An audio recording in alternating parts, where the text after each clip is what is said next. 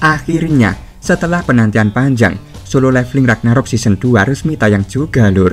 Sebelum masuk ke pembahasan chapter terbaru, Mimin akan mengajak kalian untuk sejenak mengingat kembali alur beberapa chapter sebelumnya. Khususnya bagi kalian yang mungkin sempat lupa jalan ceritanya, agar bisa langsung nyambung dengan kelanjutan kali ini. Tapi sebelum itu, jangan lupa untuk subscribe dan like ya lur, karena Mimin jamin, channel Dulur Anime adalah yang tercepat dan terlugas dalam menyajikan update Solo Leveling Ragnarok.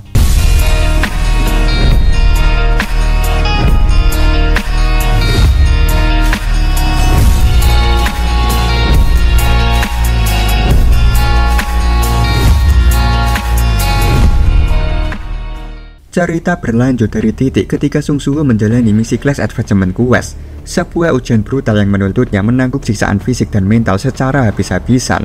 Dalam misi tersebut, ia diharuskan mengalahkan salah satu entitas di luar nalar yang tersembunyi di balik gerbang boss room agar ujian tersebut dianggap selesai. Di tengah kebuntuannya, Suho akhirnya menemukan pintu boss room yang menjadi batas antara dirinya dan entitas mengerikan yang pantas disebut sebagai musuh seimbang.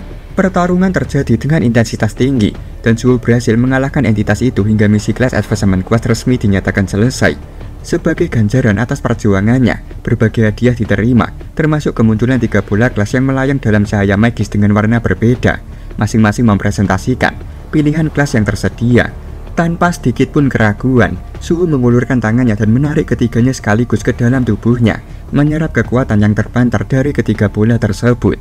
Setelah misi berakhir, sebuah gate terbuka dan Suho kembali dalam Shadow Dungeon. Di sana, ia disambut oleh rekan-rekannya yang sejak awal diliputi kekhawatiran terhadap kondisinya. Namun saat Suho sibuk bertarung di dunia lain selama berhari-hari, waktu di dunia nyata terus bergerak maju. Identitasnya sebagai pria bertopeng akhirnya terbongkar dan publik mulai berspekulasi.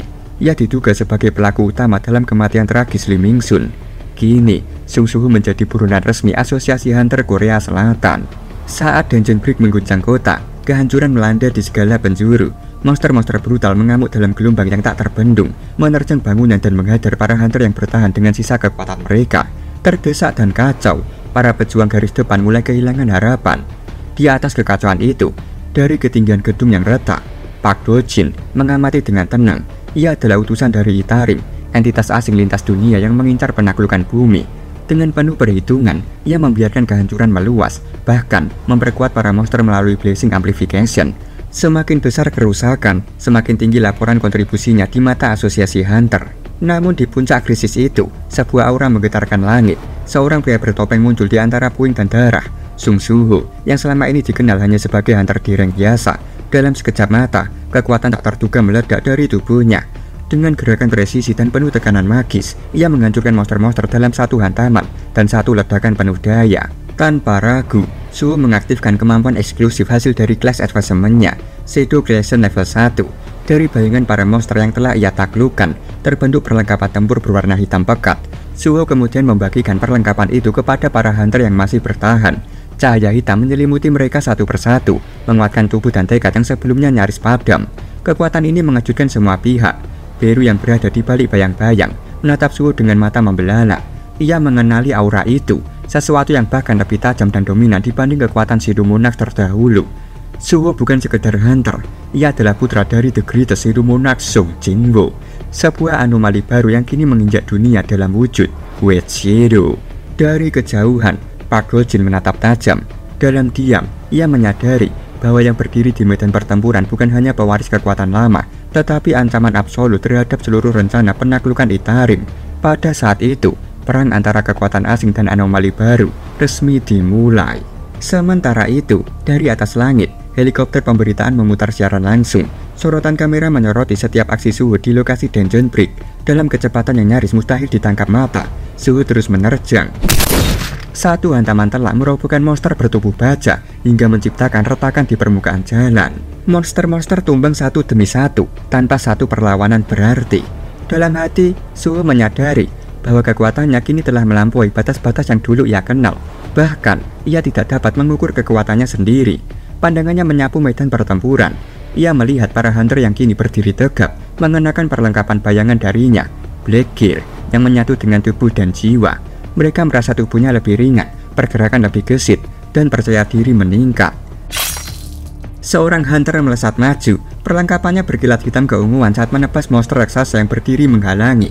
Dengan percaya diri penuh, ia menghujamkan senjata hingga darah monster muncrat ke udara. Suho menatap para hunter yang kini mendominasi medan tempur dengan penuh keyakinan. Senyum tipis tersungging di wajahnya.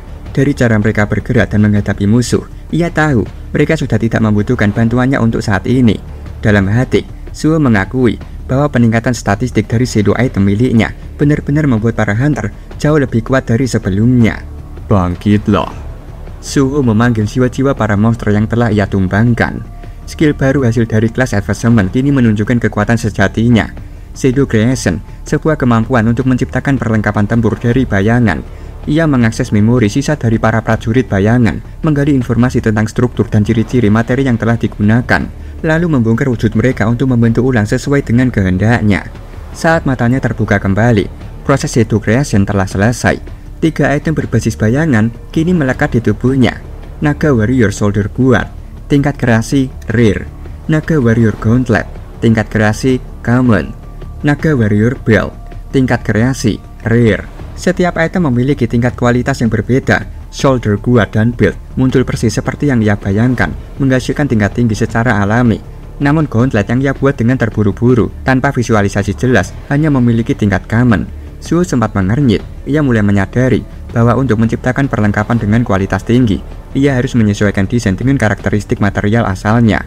Shadow Creation tidak bisa dipaksakan. Visualisasi, afinitas, dan bahan semua mempengaruhi hasil akhir. Suho kemudian membuka status window miliknya. Deretan data muncul. Ia kini berada di level 42 dengan kelas irregular, Wet Shadow. Setelah memperoleh kelas tersebut, beberapa skill khusus telah aktif. Skill pertama yang terbuka adalah Shadow Item Storage level 1. Skill eksklusif milik Wet Shadow class ini memungkinkan Suho menyimpan hingga 40 Shadow Item secara langsung ke dalam bayangannya. Skill ini unik, tidak memerlukan konsumsi mana, dan bekerja secara otomatis. Shadow Item yang telah tersimpan dapat dipanggil kembali kapan saja atau disimpan ulang dengan cepat, bahkan di tengah pertempuran sekalipun. Meski begitu, ada sedikit rasa kecewa yang terselip dalam benaknya. Tidak seperti ayahnya, sang Shadow Monarch, yang mampu menyimpan dan mengendalikan prajurit bayangan. Suho hanya mampu menyimpan perlengkapan tempur, tidak lebih. Skill kedua yang kini dimiliki Suho adalah Shadow Item Contract level 1, sebuah kemampuan eksklusif dari kelasnya yang juga tidak memerlukan konsumsi mana. Saat pengguna skill ini memberikan nama unik pada Shadow Item, perlengkapan tersebut akan mengalami transformasi menjadi senjata hidup yang dapat naik level seiring waktu dan penggunaan. Namun kemampuan ini hanya berlaku untuk item dengan tingkat hero ke atas. Shadow Item bertingkat rare atau common tidak akan merespon kontra ini, menjadikan skill ini sepenuhnya tidak berguna terhadap item di bawah standar heroik. Meski begitu, satu hal masih terus membingungkan Suho, yaitu nama kelas yang ia sandang. Ia mengira sebagai Wet Shadow, bayangan miliknya akan berubah menjadi putih atau setidaknya memperlihatkan perbedaan warna yang mencolok dari bayangan biasa. Namun sejauh ini, semua bayangan tetap hitam kelam seperti milik ayahnya. Saat ia masih larut dalam pikiran dan spekulasi itu, raungan kembali terdengar dari kejauhan. Para monster mulai menerjang kembali. Tapi sebelum mereka berhasil mencapai Suho, dari atas salah satu gedung yang retak, sebuah sosok melangkah mendekat ke tepian dan tanpa ragu melesat turun ke medan perang. Satu hentakan keras terdengar saat kaki menghantam permukaan.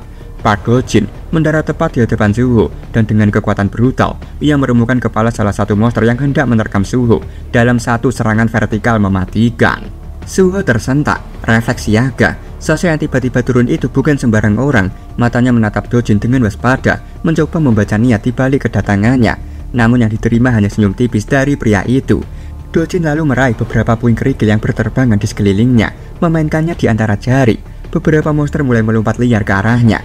Namun detik berikutnya, tangan Dojin bersinar terang. Ia telah mengaktifkan teknik miliknya, Amplify.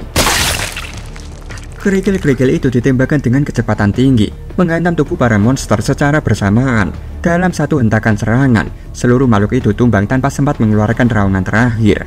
Para hunter yang menyaksikan serangan itu langsung terbelalak. Ekspresi mereka dipenuhi keterkejutan dan kekaguman. Mereka baru saja melihat seorang pria menumbangkan sekumpulan monster sihir hanya dengan pecahan batu. Dojin menoleh ke arah Suho. Tatapannya tajam, namun senyumannya tetap terjaga. Senyum itu penuh arti, seolah menyimpan sesuatu di balik kedatangannya. Suho hanya menatap balik dengan ekspresi bingung, tidak yakin apa maksud senyum tenang itu. Sejenak, suasana beralih ke kantor Ah Jin Sof.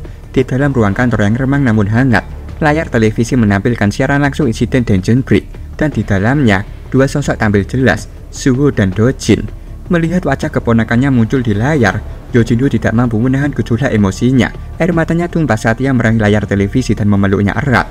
Dalam tangis, ia memarahi Suho sebagai berandal keras kepala, menyalahkannya karena tidak menghubungi lebih dulu setelah sekian lama menghilang.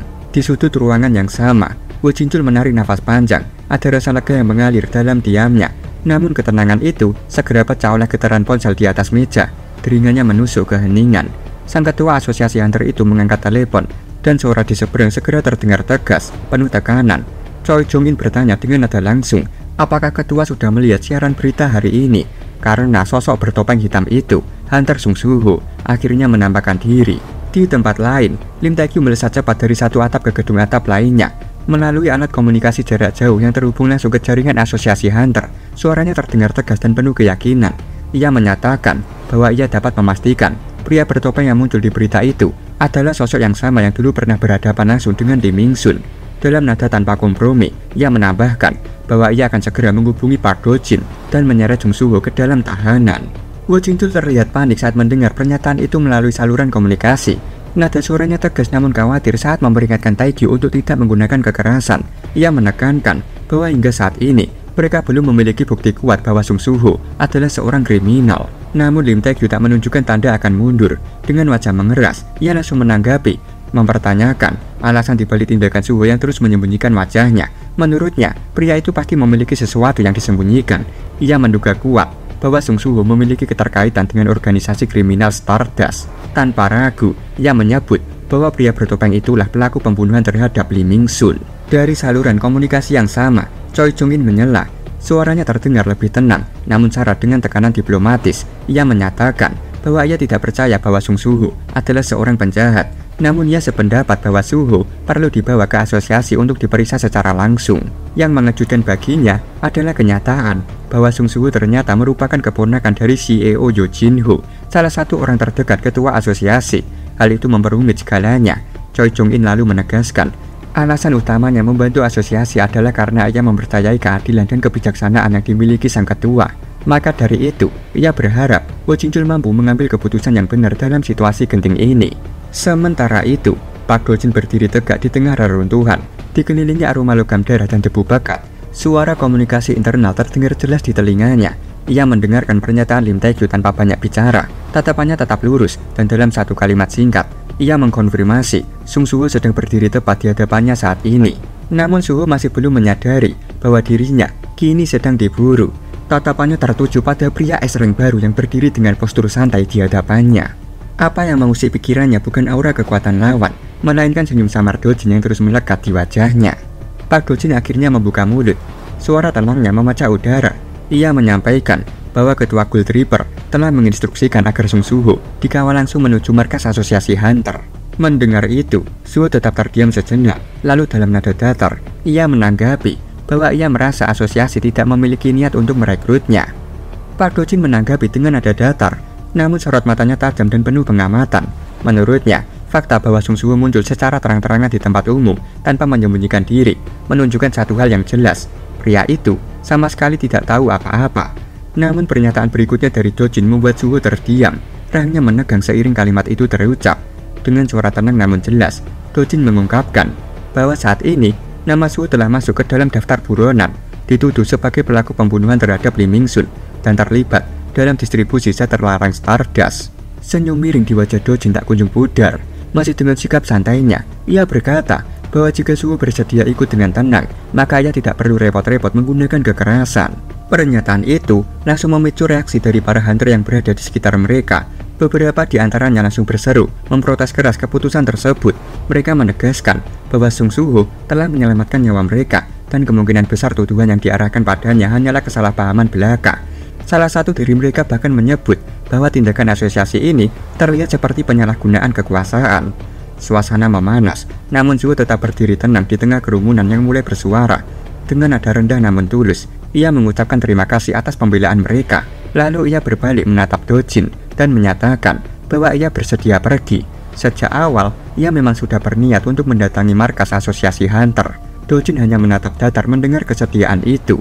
Para hunter yang tadinya membela, kini mengangguk hormat. Salah satu dari mereka menyampaikan bahwa Suho tak hanya membantu mengalahkan monster, tapi juga memberikan mereka baju sirah untuk bertahan hidup. Namun belum sempat kalimat mereka selesai, dalam sekejap, seluruh sirah yang dikenakan mereka lenyap, diminta kembali oleh Suho. Ketikanya langsung terkejut, ekspresi mereka mendadak ingah-ingih. Suho nampak kagum dengan skill barunya, kemampuan Shadow Item Storage, sebuah skill praktis yang memungkinkan penyimpanan bayangan item secara instan, metode penyimpanan yang sangat efisien. Sementara itu, Dojin masih memperhatikan Suho dengan tatapan yang dalam. Ada ketertarikan yang jelas terpancar dari sorot matanya. Ia tidak bisa memalingkan pandangannya dari pria di hadapannya itu. Suho yang sekarang terasa berbeda. Auranya telah berubah drastis dibanding terakhir kali mereka bertemu. Dalam pikirannya, Dojin mulai bertanya-tanya apa yang sebenarnya terjadi pada Suho dalam beberapa hari terakhir hingga kekuatan pria itu berkembang sejauh ini. Ia menyimpulkan bahwa Star Fragment biasa sudah tak akan mempan lagi terhadap Suho. Jika ingin tetap relevan, ia harus mengembangkan Star Fragment ke tingkat yang mampu mengkonversi seorang Hunter S-Rank. Dan hingga saat itu tiba, ia menyadari satu hal, ia harus tetap berada cukup dekat dengan Suho. Terlihat HP para hunter yang mendapat bantuan Suho bergetar. Mereka menunduk dan melihat notifikasi peringatan pada layar masing-masing. Dengan lisan, para hunter itu menyebut bahwa telah terjadi pelarian massal dari fasilitas penahanan Jisan, tempat penahanan para Awakened pelaku kejahatan berat. Mereka juga mengaitkannya dengan Stardust, obat terlarang yang digunakan untuk membangkitkan kekuatan secara ilegal. Suho yang mendengar tentang Stardust langsung menghentikan langkahnya. Ia menyampaikan pada Dojin bahwa dirinya harus pergi dan menghentikan para kriminal itu. Dojin dengan nada tenang menyampaikan bahwa di sana juga ada hunter, jadi Suho tidak perlu ke sana. Suho menanggapi kalau para kriminal itu menggunakan Stardust juga, berarti hunter yang ditempatkan di sana tak akan cukup. Dojin mengingatkan Suho, jika Suho tidak ikut dengannya ke asosiasi sekarang, maka Suho akan terkena masalah. Terlihat Suho yang mulai bertransformasi. Ia menyatakan bahwa ia lebih baik kena masalah daripada berdiam diri. Dojin hanya melirik ke belakang, menatap Suho sekilas, lalu memejamkan matanya dan menyatakan bahwa ia akan menyampaikan ke asosiasi bahwa dirinya sudah berjuang menghentikan Hunter Suho, namun gagal. Terlihat Suho yang sudah bonding dengan Grace sepenuhnya menyampaikan terima kasih pada Dojin dan mengatakan bahwa ia akan pergi ke asosiasi Hunter setelah menyelesaikan masalah di sana. Ia membalikkan badan dan langsung melesat pergi dengan kecepatan yang luar biasa. Dojin hanya terdiam mengamati pria itu menjauh. Ia memegang dagunya dan mengatakan kalau ini momen yang pas. Ia memutuskan untuk menguji sejauh mana peningkatan kekuatan yang telah dicapai Suho. Kini kita beralih ke fasilitas penahanan Jisan. Terlihat tempat itu dalam kondisi berantakan dengan bekas-bekas pembantaian yang begitu jelas. Dinding bangunan raksasa tempat penahanan itu telah jebol, meninggalkan reruntuhan besar. Terlihat seorang penggerak berdiri sambil memegang sebuah pengekang leher dan menyatakan bahwa manusia benar-benar makhluk yang kejam. Dari dalam pengekang itu muncul duri-duri tajam, sebuah mekanisme tersembunyi yang dirancang untuk membunuh para tahanan seketika saat mereka mulai melakukan perlawanan. Penggerak itu duduk di atas puing-puing batu, menatap sekeliling dan berkata pada para tahanan, sejak Great Catalysm terjadi, menurutnya manusia hanya menggunakan kekuatan yang telah diberikan untuk mendapatkan apa yang mereka mau. Namun asosiasi malah mencap mereka sebagai kriminal dan membuang mereka ke tempat sampah seperti ini. Ia pun menyatakan bahwa sekarang adalah saatnya untuk membalas dendam pada bajingan-bajingan asosiasi hunter itu. Dengan suara lantang, ia menegaskan bahwa ada ratusan Awakened di tempat ini, berkisar dari dereng hingga bereng. Ia memerintahkan mereka semua untuk melampiaskan segala amarah dan kebencian yang telah mereka pendam dan menunjukkan seberapa besar kekuatan kemarahan mereka. Dengan penuh keyakinan, ia menyatakan bahwa ini adalah saatnya untuk Dungeon Break. Perkenalkan dulur, bajingan laknat ini adalah Wang Dongsu, pelarian dari penjara Jisan. Kini kita beralih ke kota yang tidak jauh dari fasilitas penahanan Jisan.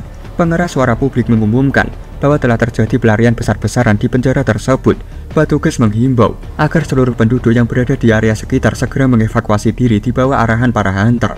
Kita masuk ke dalam sebuah rumah yang sunyi. Terlihat pintu masuk yang perlahan meleleh oleh panas api, menciptakan sebuah lubang, dan dari lubang itu masuk sebuah tangan yang kemudian menarik gagang pintu dari dalam.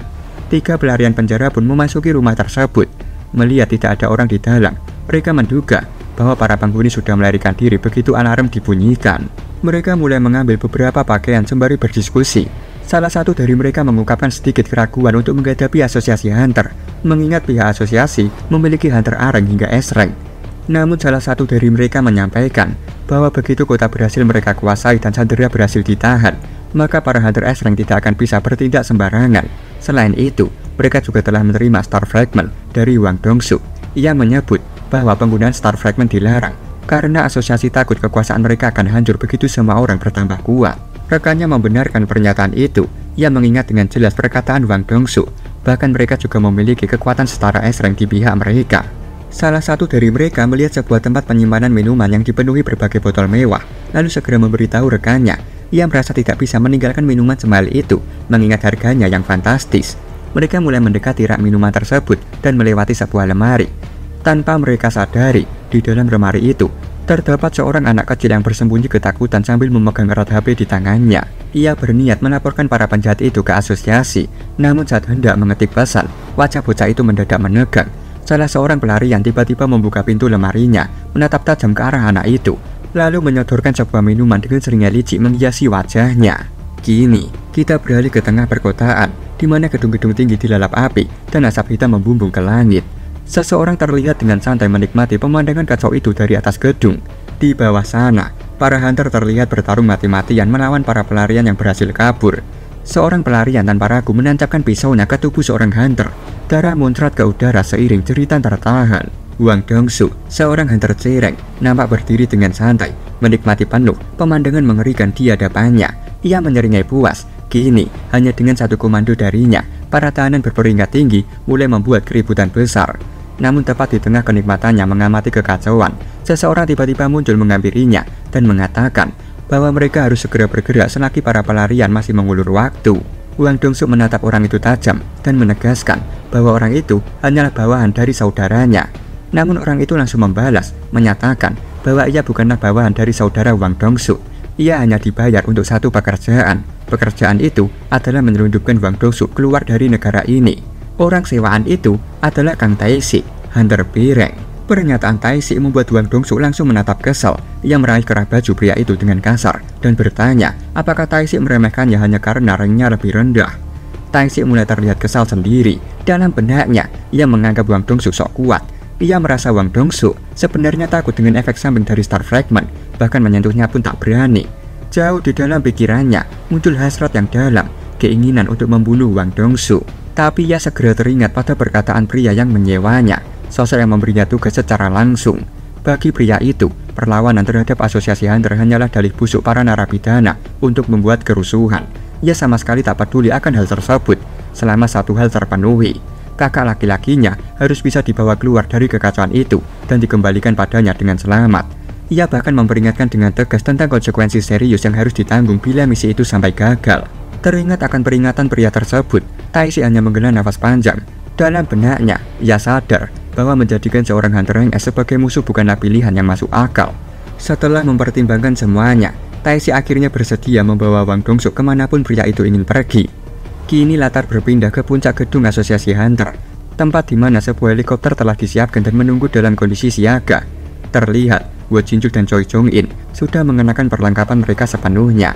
Choi Jong-in tersenyum, lalu menyatakan bahwa ini adalah pertama kalinya ia akan bertarung bersama ketua asosiasi Hunter sejak peristiwa Great Catalysm. Wo Jinjul menyebut bahwa asosiasi tak bisa lagi tinggal diam dan hanya menyaksikan warga sipil terluka dalam kekacauan ini. Choi Jong-in kemudian bertanya mengenai alat pengekang yang seharusnya digunakan untuk mengendalikan para tahanan. Wo Jinjul menjawab bahwa pusat administrasi penjara dilaporkan telah hancur akibat serangan dari seseorang. Tak hanya itu, para hunter asosiasi yang berada di sekitar area juga turut menjadi korban serangan misterius. Beberapa di antaranya terluka parah dan sebagian tewas. Choi Jong-in tampak terkejut. Pusat administrasi yang memiliki sistem pengamanan berperingkat tinggi bisa dihancurkan. Itu saja sudah luar biasa.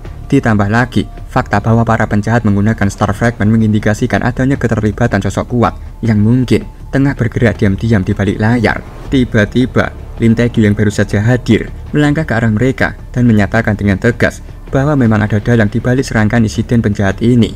Melihat kedatangan Lim Tae-gyu dan Do Jin, Wo Jinjul menyampaikan rasa terima kasihnya dan menghargai kerjasama mereka. Namun pernyataan berikutnya dari Lim Tae-gyu membuat Wo Jinjul tercengang. Ia menyampaikan bahwa Sung Soo telah dilaporkan menolak panggilan dari asosiasi, dan yang lebih mengejutkan lagi, katanya Soo justru pergi menuju fasilitas penahanan Jisan. Kini Lim Tae Kyu menyampaikan kecurigaannya secara penuh terhadap Suho. Ia menyatakan bahwa pria yang tengah dicurigai sebagai pendistribusi Stardust itu justru langsung pergi ke tempat para penjahat pengguna Star Fragment berkeliaran. Menurutnya, hal itu sudah cukup menjelaskan segalanya. Ia menambahkan bahwa sejak awal kemunculannya, Suho mengenakan topeng, kemungkinan besar untuk menutupi identitasnya ketika berniat membunuh Lee Ming-sun, sekaligus menyembunyikan keterlibatannya dalam kejahatan perdagangan manusia melalui Stardust. Ditambah lagi, Suho adalah seorang awakener tak terdaftar yang menyembunyikan kekuatannya dari sistem asosiasi. Tae Kyu pun menegaskan bahwa Sung Suho adalah penjahat tingkat tinggi.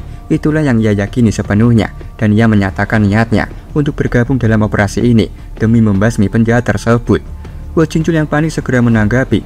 Ia mempertanyakan kemungkinan lain, bagaimana jika Sung Suho justru pergi ke sana untuk membantu.